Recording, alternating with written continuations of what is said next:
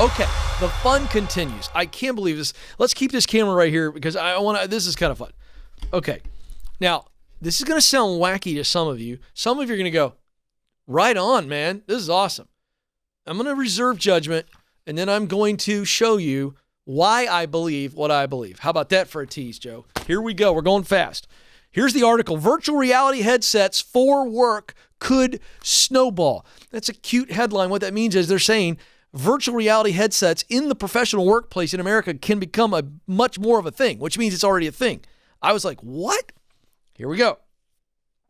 Joe Fitzsimmons is with a company called the Institute of Directors, and he said, we're likely to see virtual reality headsets take off quite quickly in the workplace. He's been investigating how businesses are using tech, specifically virtual reality tech, to help staff that are based at home and those who may still be in the office connect. So it starts with Zoom fatigue.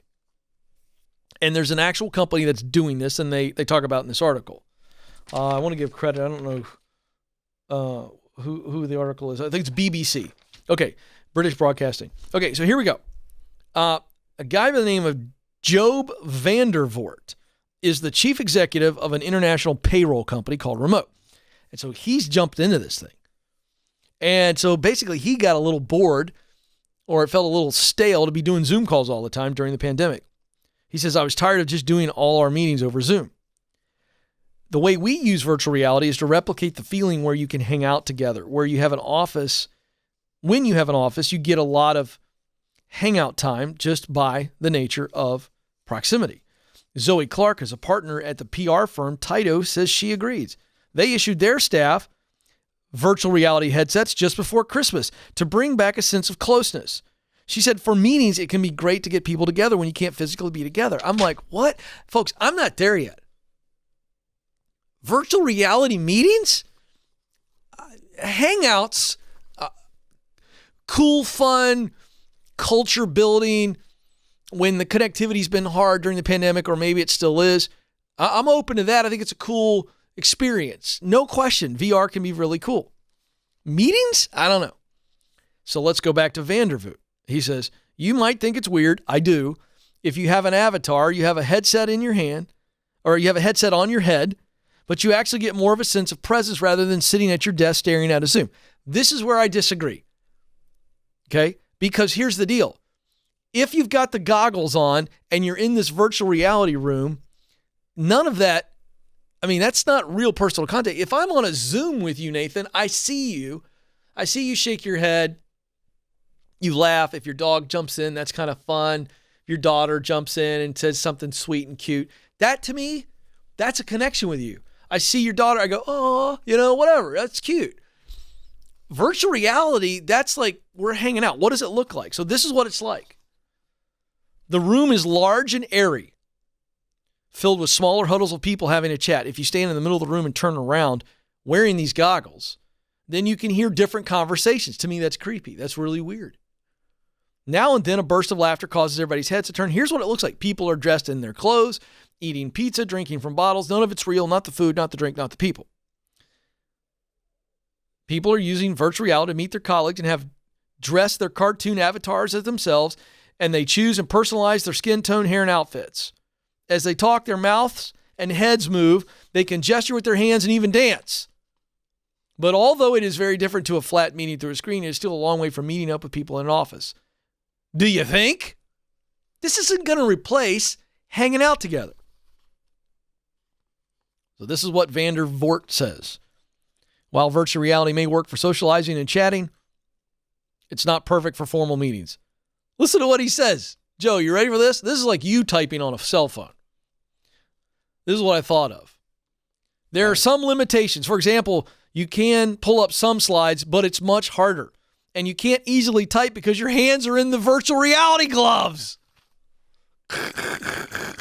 That's Joe on the smartphone keyboard. Guy's touching 6 buttons with one thumb. Yeah, it's a talent. It is. You're good at it. So there you go. All right, so here's my take. I'm not trying to be a fuddy-duddy, okay? Joe's usually with me on these things. Madison would be more open-minded. I think Nathan probably as well. I am so anti removing the humanness from our communication. It's just a Zoom, to me, way better human connection than this. This is not real. I just described the very people who are behind this. There's what they're saying. They're like, y'all get in a room, Madison's talking to me, then I talk to Joe, we all look at each other. But what's really going on is we're talking through an avatar. There is no human-to-human connection. I'm not making eye contact with Joe.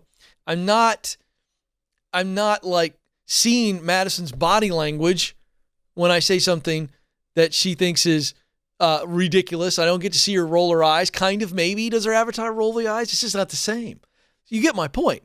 Like when I look at her during the show and she rolls her eyes, this I'm getting contact with. So let me demonstrate. This is fantastic. Somebody on the team, whose are these? Zach Ford. Zach Ford, our social media guru, has some virtual reality goggles. So I'm going to just demonstrate this for a second. Here we go.